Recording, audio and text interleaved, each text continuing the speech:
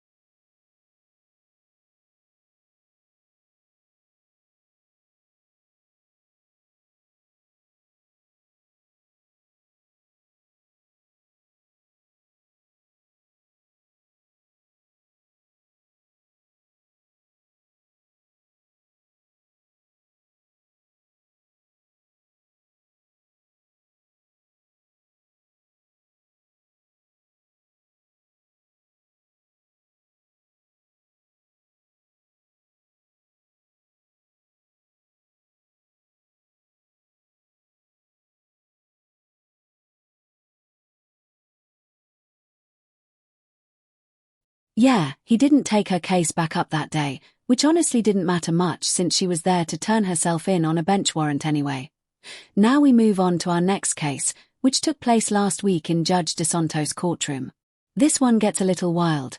The defendant starts accusing literally everyone of being racist, but Judge DeSantos isn't having any of that nonsense.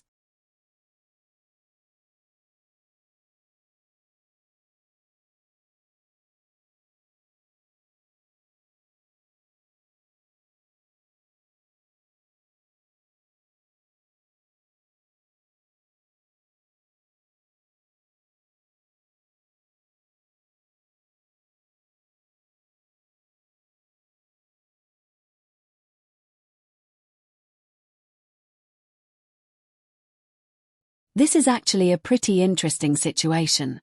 Usually, when a lawyer is removed from a case, it's the defendant making that request. We see this a lot in sovereign citizen trials, where the attorney refuses to go along with the defendant's wild ideas, so the defendant fires the lawyer hoping the next one will join them in crown-flavored legal fantasies. But in this case, it's different. Here, the defendant and his attorney simply disagreed on legal strategy.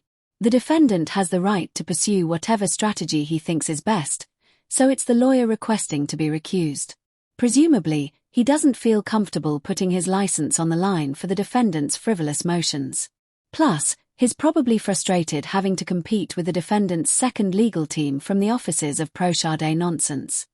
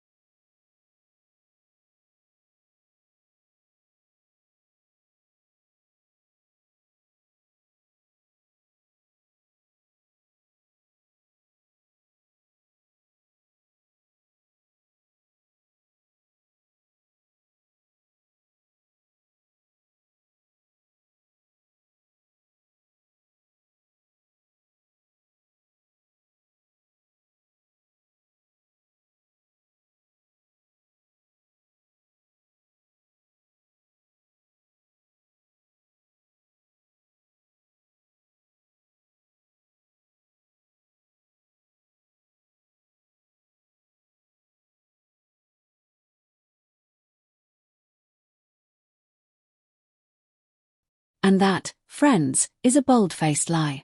Here's why. I'm one of those content creators who actually digs into the case history of the people I cover, and I especially enjoy it when someone makes a factually wrong statement while citing proof that actually contradicts them. He cited Judge Grant in his case against the city of Woodhaven, which led me to a federal case in the Eastern District of Michigan, Brad Peterson v. a number of defendants.